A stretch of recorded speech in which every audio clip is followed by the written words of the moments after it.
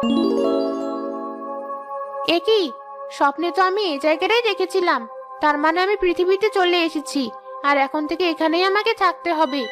জাদু দিয়ে একটা ঘর বানিয়ে নেই, যখন তখন আমার সন্তান জন্ম নেবে।